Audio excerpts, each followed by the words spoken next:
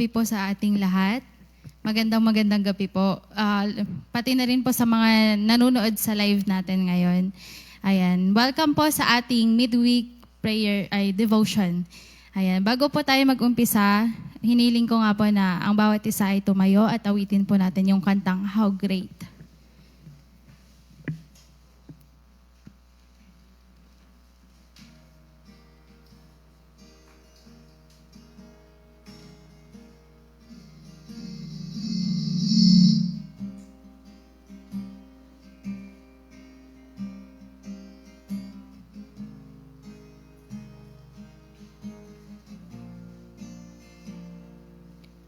The splendor of the King, clothed in majesty, let all the earth rejoice, all the earth rejoice. He wraps himself in light, and darkness tries to hide. The trembles at his voice, trembles at his voice.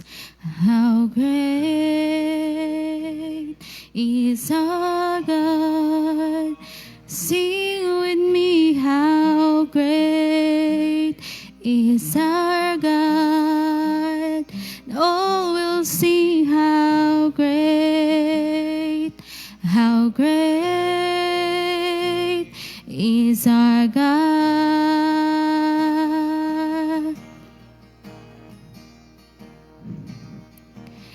Age to age is stand, and time is seen his hand. Beginning and the end, beginning and the end. The Godhead three in one. Father, Spirit, Son, the Lion and the Lamb, the Lion and the Lamb. How great is our God. Sing with me, how great is our God. And all will sing how great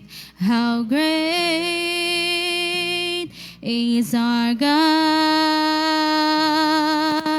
How great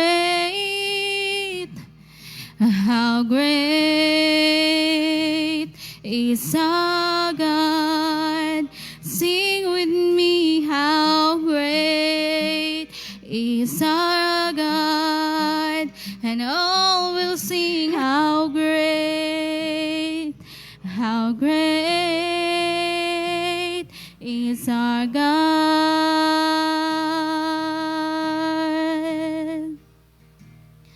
You're the name above all names. You are worthy of all praise, and my heart will sing how great is our God.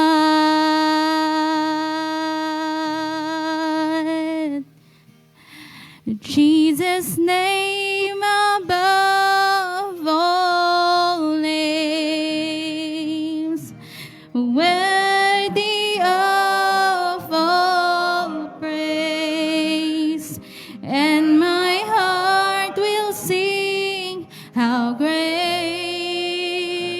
is our God. Let's sing how great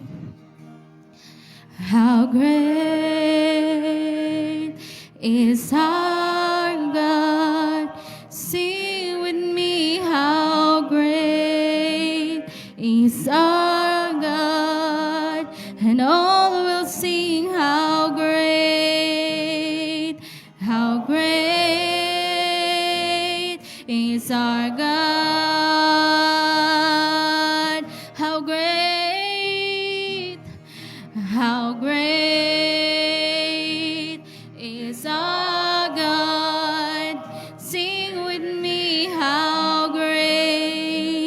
is our God, and all will sing how great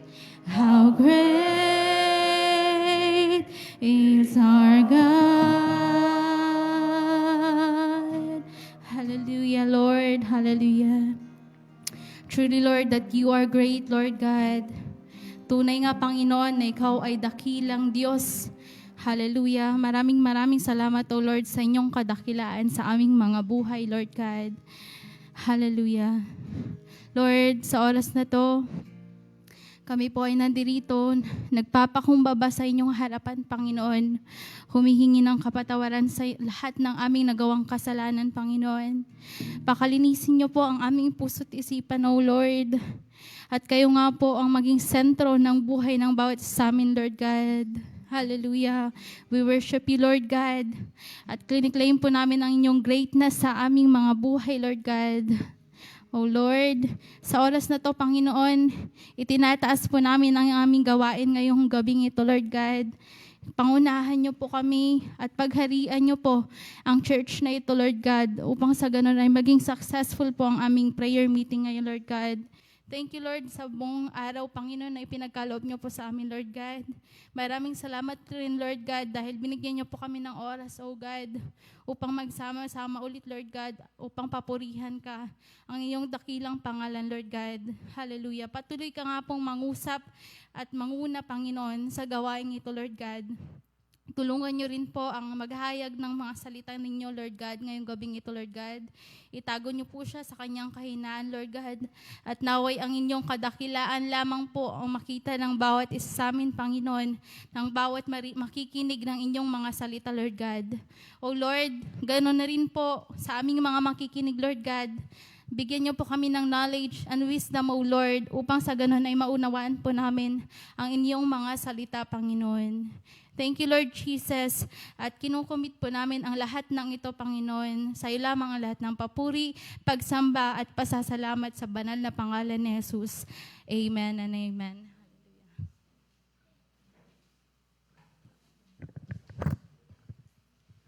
Okay, purihin po ang Panginoon. Ito po ang ating huling prayer meeting ngayong 2023.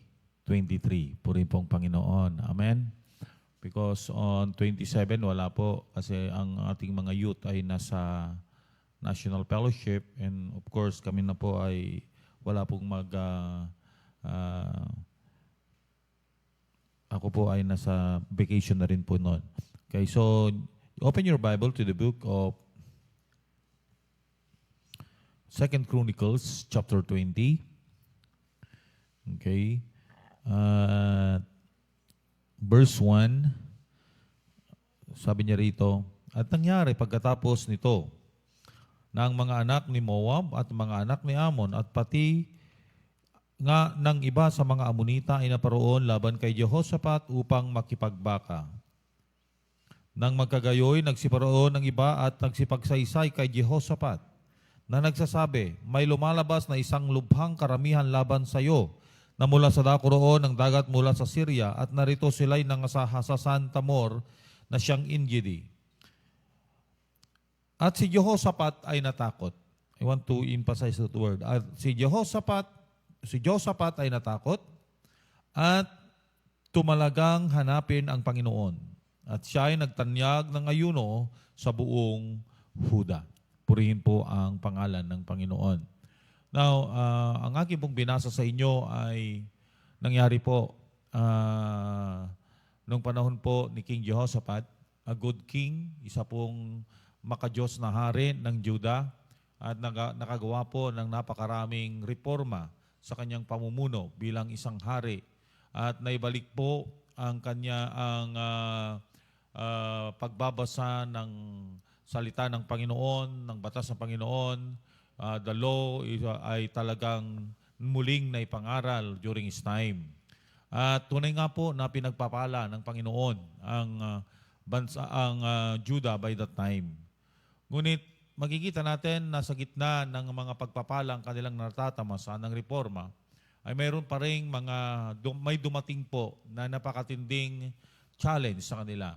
because the Moabites, Ammonites, and Aborites ay talagang nagsama-sama sila na talagang gusto nilang pabagsakin.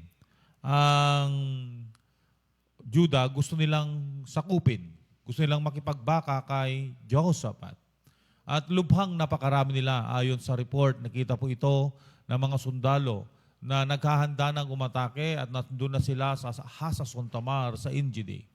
And nang ito ay may report kay King Jehoshaphat, makita natin na the reaction is natakot siya. Nagkaroon po siya ng takot. Nabagabag ang kanyang damdamin. Sino nga ba naman ang hindi matatakot? Napakaliit na bansa ng Judah, composed of 2 tribes, laban sa 3 malalaking bansa o tribo na nagkakaisa, nagsama-sama para siya ay atakihin, sakupin. Kaya talagang nabahala, natakot si Jehoshaphat. Talagang nandun po yung kanyang pagkatakot dahil po sa pangyayaring ito. Ngunit makikita natin na bilang isang hari, ay supposed to be, nung natakot siya, ang ginawa niya ay, kung sa praktikal na pananaw lamang, makikita natin na pwede niyang miniting kaagad ang kanyang mga general at pinahanda ang kanyang mga mandirigma, ipinahanda yung kanyang mga karwahe, yung ipinalabas ang lahat ng kanilang mga armas at inarmasan ang mga sundalo. Ngunit makikita natin, hindi po ito ang ginawa ni King Jehoshaphat na takot. Hindi po. Hindi po niya pinatawag ang mga general. Kundi ang una niya pong ginawa ay ito po yung, sabi niya rito sa verse 3, ay siya po ay natakot at, sabi niya rito, tumalagang hanapin ang Panginoon. He seek God. He seek the guidance of God rather than seeking the guidance of his advisors and his cabinet and his generals. Napakagandang tignan po natin ito. Nang matakot po siya, nang dumating na po yung takot sa kanya, ang ginawa niya po ay pumunta sa presensya ng Panginoon. He prayed to God and seek guidance to the Lord. And after seeking guidance to God, he declared a nationwide fasting and prayer. And they began to pray. Lahat sila, buong bansa. Tingnan po natin. They are under attack. But they didn't prepare to defend themselves. Para depensahan ang kanilang bansa ng mga armas, ng mga karuwahing na pandigma. Pero ang kanilang ginawa, iruin mo, digmaan nang nakaabang. Pero nag-ayuno. Hindi kakain. It is a warfare. It needs physical strength. But what they do, Jehoshaphat prayed and declared the fasting, and the whole nation fasted and prayed. Purihin po ang Panginoon.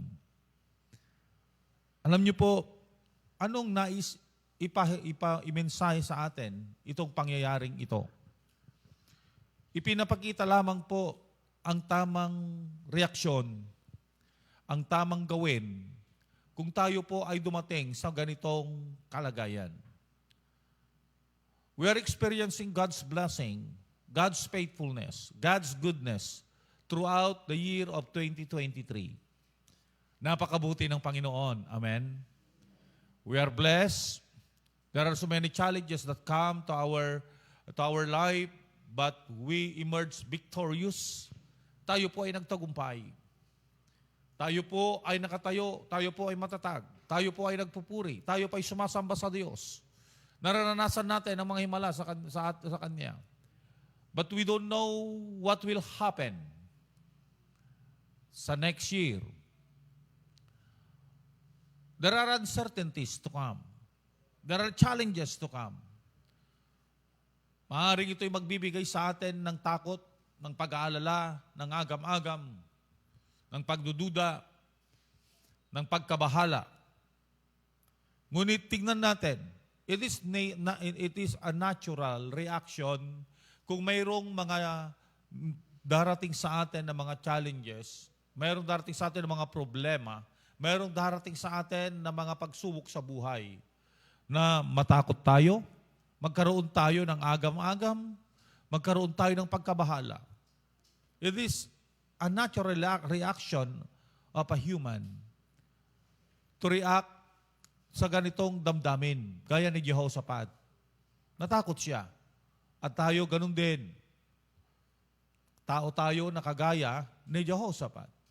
Kung titignan natin, yung takot ni Jehoshaphat ay hindi niya isinapamuhay at hindi siya nandun na lang na natatakot.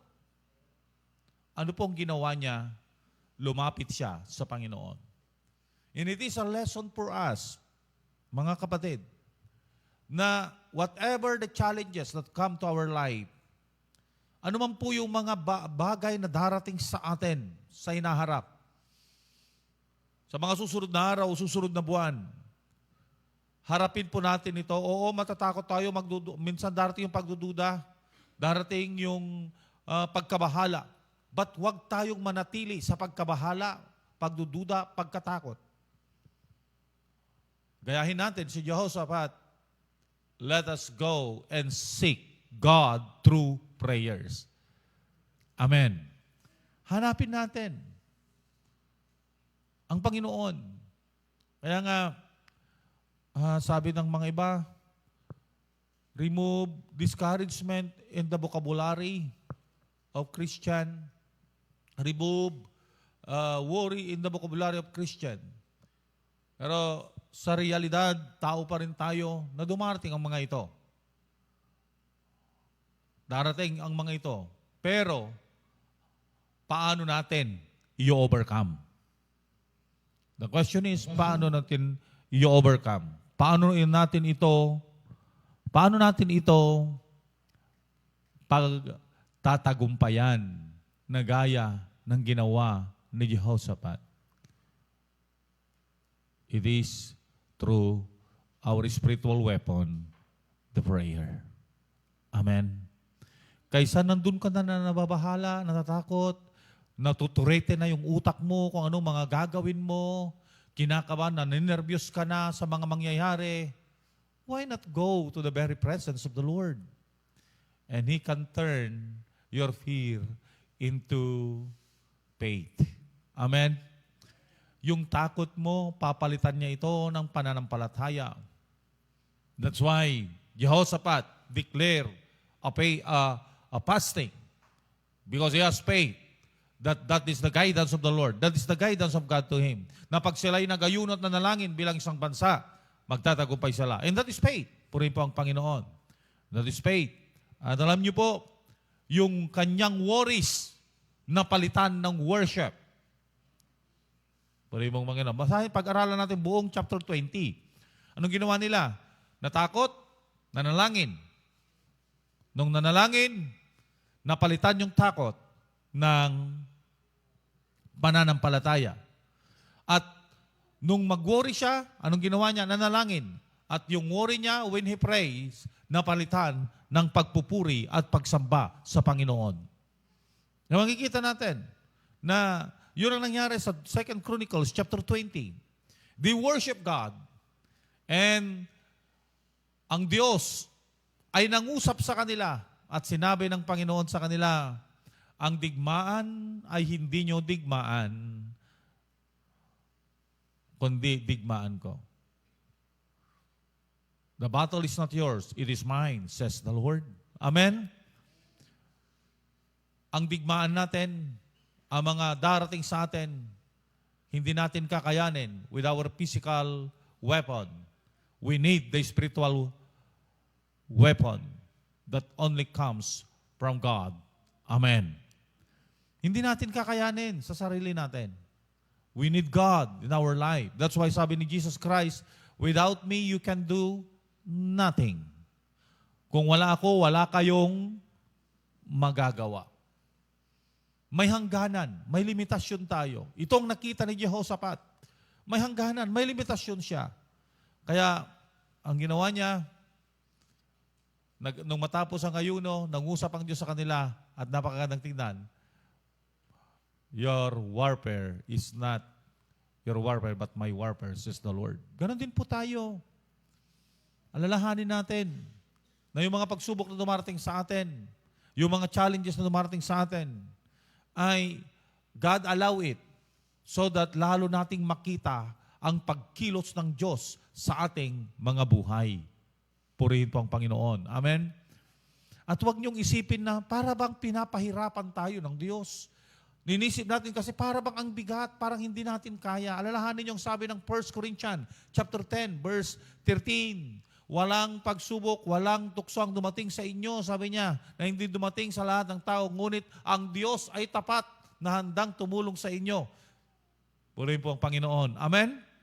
So He will allow, but nandun po siya na handang tumulong. At tama yung sabi ni Santiago, huwag kayong matakot, huwag kayong panghinaan ng loob. Pag dumarating ang mga pagsubok, sabi niya doon sa chapter 1, verse 1 to 4. At saka sinabi sa verse 5, sabi niya, sabi niya, if you lack wisdom, kung kayo ay nagkukulang ng katalinuhan para resolbahin ito, ang sabi niya doon, ask the Lord. Purihin pong Panginoon. Amen? Pagbasahin yun, pagtungkol sa mga pagsubok, sumbol sa mga challenges sa buhay, ang konteksto noon. Ang konteksto ng verse 5, ng James chapter 1 to 5 ay nasa 3 and 4. Yun ang konteksto niya kaya sinabi niya, if you lack wisdom. Ano yung wisdom doon? Paano mapagtagumpayan ang mga bagay-bagay na dumarating sa iyong buhay?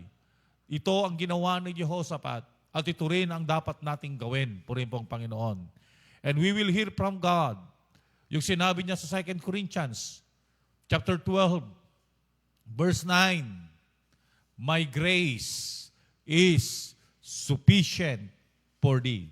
Ti parabor ko makananay. Sapat ang biyaya ko. Purihin po ang Panginoon. Amen? Kaya, we will be facing challenges in life.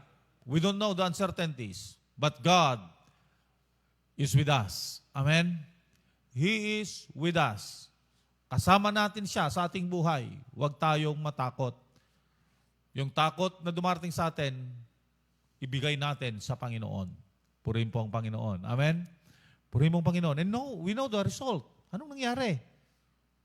Napaka-imposible yung, parang, tingnan yung pananampalataya ni Jehoshaphat. Sabi niya, ang sabi ng Panginoon sa kanila, akin ang digmaan na ito. Kaya, nakinig si Jehoshaphat and he obeyed the Lord. Kaya nga po nang sila'y aatake na, biruin nyo ang mauuna ay yung the Ark of the Covenant at sa mga pare, mga priests and Levites, hindi man dirigmang mauuna. Ang sumunod mga babae. Anong ginagawa ng mga babaeng ito? Mang-aawit. Aawit sila at isisigaw that the love of God endures forever. Yun lang sisigaw nila. And that is the battle cry nila. Yung mga sundalo, nandun sa likuran. See? Who is the frontliner? Because, sabi the Lord, the battle is mine. So it is, anong nangyari? Hindi po nila nagamit ang mga espada at sibat nila. Bakit? Dahil sa sigaw nila, na sumisigaw na His love endures forever, nagkagulo ang mga tatlong pangkat na nagtipon-tipon at sila mismo ang naglaban. Pagdating ng mga Israelita doon, ang mga sundalo ng Israelita, hindi na sila papatay. Hindi na nila nagamit ang kanilang mga espada. Ang ginawa na lamang nila, namulot sila ng mga kayamanan na daladala ng mga sundalong ito. At matagal silang namulot the spoils of war. At paano nangyari ito? Dahil po sa pananampalataya, pagpupuri. Pananalangin na nagbunga ng pananampalataya at pagpupuri sa buhay ni Jehoshaphat at mga taga-Juda. Brethren, salubungin po natin ang 2024 na punong-puno tayo ng pananampalataya sa Panginoon. And let us desire in our heart na anuman po yung darating sa atin, bago ka humingi ng guidance ng iba o ng kapwa mo, bakit hindi ka na lang pumunta, hanapin, sumangguni sa ating Panginoon? Amen? Amen. And your fear will be transformed into faith. And your worries will be transformed into worship. And you will not be a victim, but you will be a victors. Purihin po ang Panginoon. I want to, ulitin ko po yon. If you seek God in prayer, your fear will be transformed into faith. Your worries will become worship. And your will not be a victim of circumstances, but you will be a victors. Purihin po ang Panginoon. Kaya, lalo nating pag-igihin yung pinakamagandang, pinakamagandang armas natin na panglaban sa lahat ng mga ito at sa lahat ng uncertainties na darating sa atin. Ano po yun? Prayer. Amen? And it is the battle cry. Ito po, very elementary na dapat, pero ito ang nakakalimutan. Sabi ko nga, prayer composed of three: our communion with God, our petition, and our intercession. You have the relationship, you are communing with God, you are giving your desire, your needs to the Lord, and you are also interceding for others. So sana po, gawin po natin ito lagi. Huwag lamang po nakada prayer meeting, kundi maging norms na, parte na ng ating buhay. Kulang na po ang araw natin kung hindi natin makausap ang Diyos. Purihin po ang Panginoon. Niling ko po na tayo pong lahat ay tumayo. Hallelujah. Glory to your name, Lord. Tayo nga po ay dumulog sa Diyos oras na ito. Magkaisa tayo. Before we go to our knees in prayer, let us have first our corporate prayers, intercession for our brethren.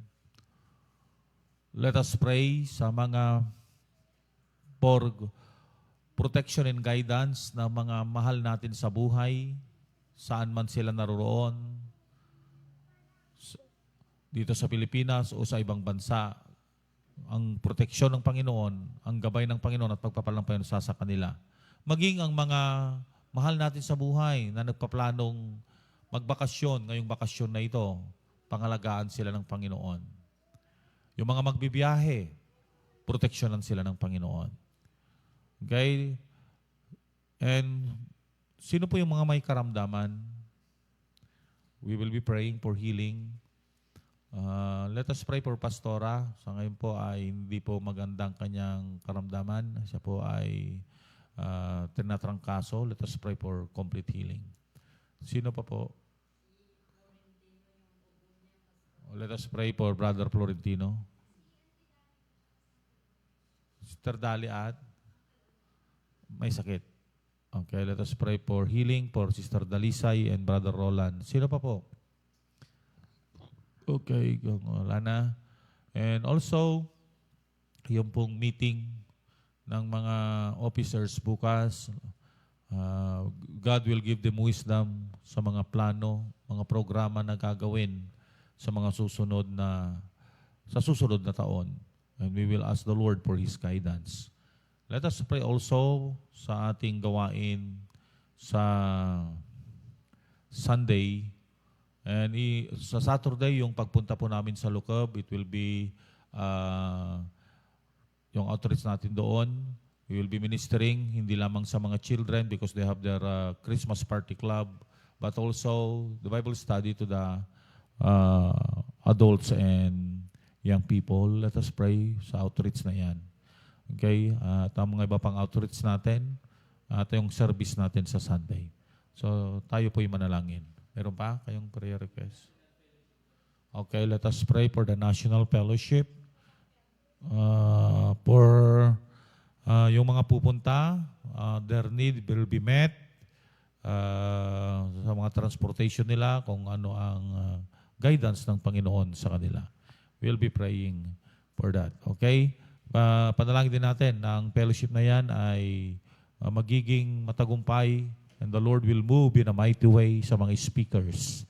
Hallelujah. Glory to your name. Glory to your name. Tayo po'y manalangin. Magkaisa po tayo. Hallelujah. Maaari bang hawakan mo ng kamay, ang kamay ng iyong katabi. As we are praying corporately, habang hinahawakan mo kanyang kamay, sumabay, ipanalangin mo na rin siya sa oras na ito. Pray for him. Oh, hallelujah. As I lead the prayer. Sa mga nasa online platform na nakikisa sa amin, join us. Pakiisa kayo sa pananalangin. Kung may karamdaman kayo, manalangin kayo sa Panginoon na pagagalingin kayo sa oras na ito. Just raise up your hands as I am praying. Itaas niyong kamay sa Panginoon. At ang Panginoon ang gagabay sa inyo. Kung mayroon kayong mga kahilingan, makiisa kayo sa panalangin sa oras na ito. Tayo po'y manalangin. Dakilang Diyos, amang mapagmahal, kami po ay patuloy na dumudulog sa inyo. Ikaw po ang aming Diyos na buhay. Hindi lingid sa iyo, Diyos, na dumarating din sa amin ang mga takot at mga agam-agam. Dumarating din sa amin ang pagkabahala. Ngunit salamat po sa aming napag-aralan ngayon na Panginoon, kag dumating ang mga ito, ay huwag kaming manatili dito at huwag naming isapamuhay nito. Bagkos, Panginoon, kami ay dumulog sa inyong harapan. Kami ay manalangin, hanapin ang iyong presensya at ikaw po ang gumabay sa amin. Kaya sa gabi pong ito, tinataas namin ang mga kapatid naming may mga karamdaman. Una po, O Diyos, ang mga kapatid namin na nanonood ngayon na mayroong mga karamdaman, we pray for healing right now in Jesus' name and in Jesus' name. Ano man po yung kanilang mga karamdaman, Panginoon, pagalingin mo sa pangalan ni Jesus at kompletong kalakasan ang ibigay mo sa kanila. Tinataas din po namin, O Lord, si Pastora Grace, si Brother Florentino, si Brother Roland at saka Sister Dalisay, Panginoong Diyos. At sino pa man po na miyembro ng aming pamilya, miyembro sa iglesyang ito na may mga karamdaman. We pray for healing right now in Jesus' name and in Jesus' name. Pumunta ka po sa kanila, sa kanilang kinahihigaan ngayon. At ipuin mo po sila ng iyong dakilang kamay. Pagalingin mo po sila dahil sinabi mo na sa pamagitan ng iyong mga latay, kami po ay gumaling. At sa oras pong ito, O Diyos, hinihiling namin ang kagalingan sa iyong pangalan. In Jesus' name and in Jesus' name. Ano man po mga karamdaman yan, pinapalayas namin sa mga katawan na yan sa pangalan ni Jesus. Ang mga katawan na yan ay binili ng dugo ng aming Panginoong Jesus. Kaya ikaw na sakit ay wala kang karapatan dyan. Sa pangalan ni Jesus, pinapalayas ka namin. At sa oras po ito, ikaw po Panginoon ang magbigay ng kalakasan, ng kalusugan sa mga kapatid naming ito. Ibalik mo po ang lakas na nawala sa kanila sa kanilang pagdurusa ng sakit. Bagkos ikaw po, O Diyos, ang magbigay ng panibagong sigla, kalakasan na nanggagaling sa inyo. Salamat po sa kumpletong kagalingan. Salamat po sa kalakasan na pinagkaloob mo na sa kanila. And Lord, they will acknowledge and they will experience your miracle and they will glorify your holy name. Salamat po, Diyos. Salamat po. Tinataas namin ang mga kapatid namin, mga mahal namin sa buhay na nasa iba't ibang dako ng mundong ito. Saan man po sila naruroon, we pray for your protection. We pray for your guidance. We pray for your blessing, O Lord. Na pagpalain mo ang bawat gawain nila. Yung paglabas at pagpasok nila muna sa kanilang titirang patungo sa kanilang patutunguhan, pangalagaan mo sila, cover them with your precious blood. And Lord, we pray, yung mga magbibiyahe po, Panginoon, sa linggong ito. At yung mga babalik, Panginoon, para magbakasyon dito, we pray for your protection and guidance. And Lord, continually provide their needs and cover them. Your traveling mercy will be upon them. Salamat po, Diyos. Salamat po. Oh, hallelujah. Tinataas po namin, Panginoong Diyos, ang meeting ng mga officers bukas. We pray that you will guide us, anoint each one of us, and we will plan in accordance to your will and ways, O Lord. At Panginoon, para po sa ikalalagupan ng iyong gawain, gabayan mo ang bawat isa, mangusap ka po sa bawat opisyalis ng iglesyang ito. Tinataas din po namin, O Diyos, ang aming pong outreach sa Lukab. We pray for your power to move in a mighty way. Sa aming pong pagpunta, pangalagaan mo kami. Cover us with your precious blood. Let your troubling mercy be upon us. And Lord, anoint us with a double portion of thine anointing. Na Panginoon, sa pagtuturo ng mga teachers sa mga bata, anoint them, give them wisdom, Lord. At may panghayag ang iyong ebanghelyo. At lalo pang dadakila ang iyong pangalan at lalago ang iyong gawain. We pray for the anointing, Lord, even to the Bible study. Itinataas po namin ang aming pong outreach na ikaw po ang kumilos. Hindi lang po sa Lukab, maging sa Inirangan, San Carlos at maging Panginoon sa Laod, sa Sentro at sa Amianan. We pray that you will be the one to move in a mighty way. Gamitin mo ang lahat ng pumupunta. Anoint them with a double portion of thine anointing. And even, O Lord, our Sunday worship sa Sunday, we pray, prepare the heart of your people.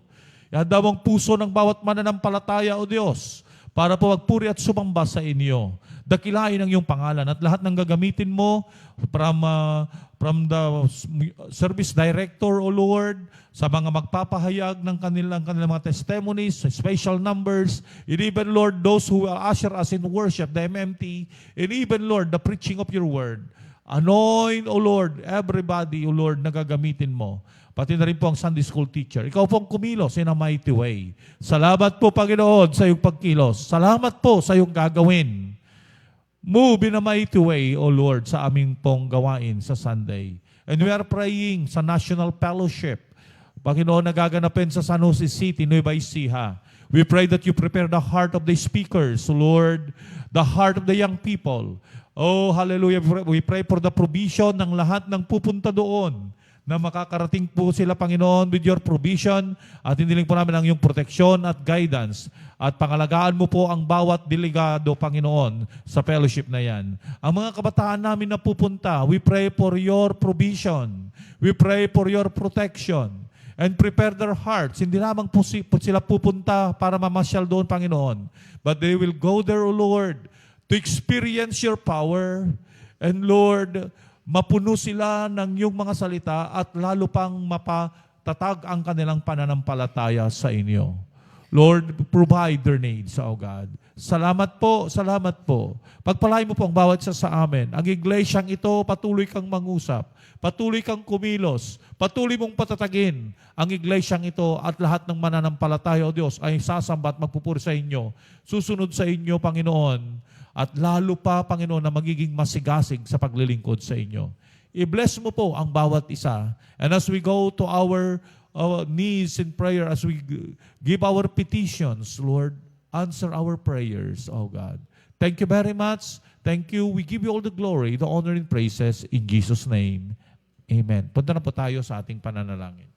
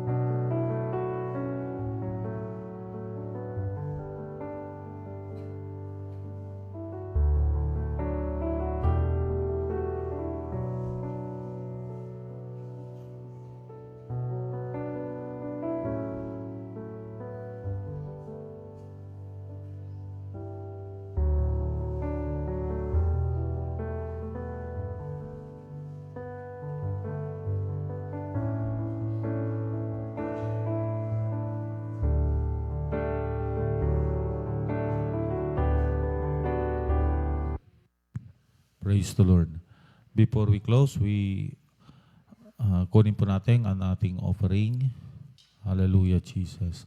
As we sing that song, we will go, give, and pray. Let us go, give, and pray.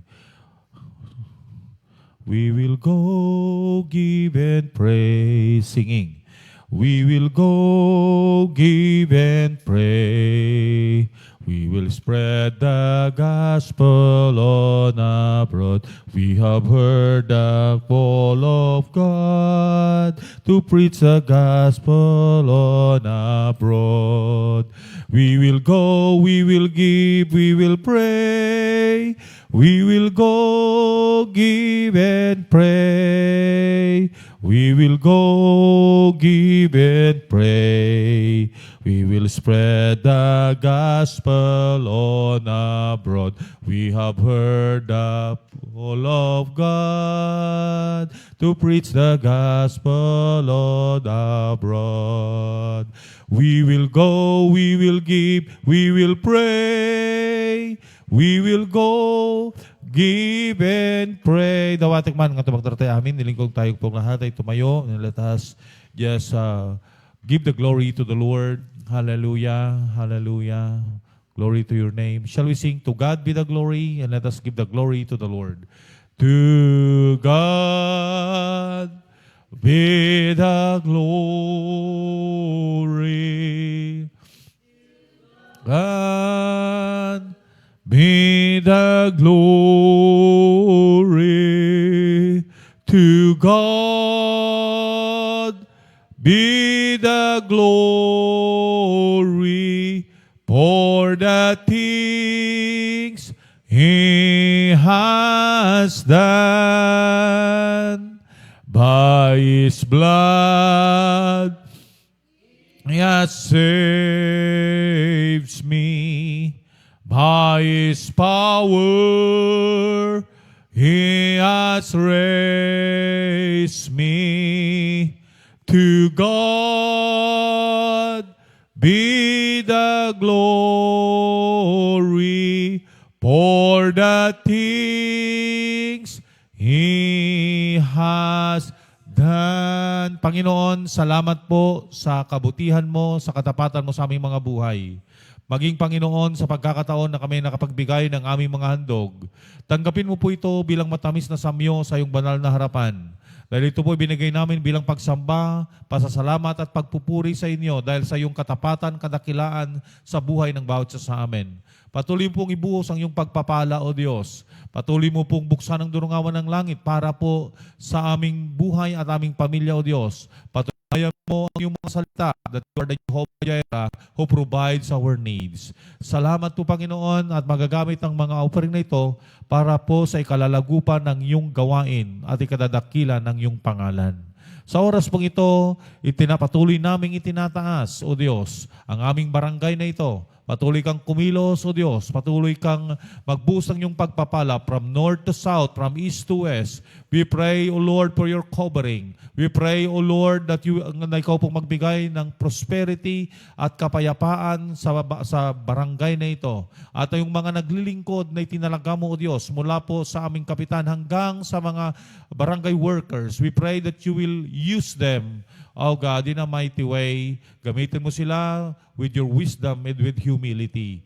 Para po, Panginoon, lalo pa pong maitaas ang iyong pangalan sa barangay na ito. At lalo pa, Panginoon, na may pahayag yung mga salita at mas marami pang tao makakilala sa inyo. Lord, we claim for the victories. Panginoon, we entrust to you our barangay, our church, our families, and our life.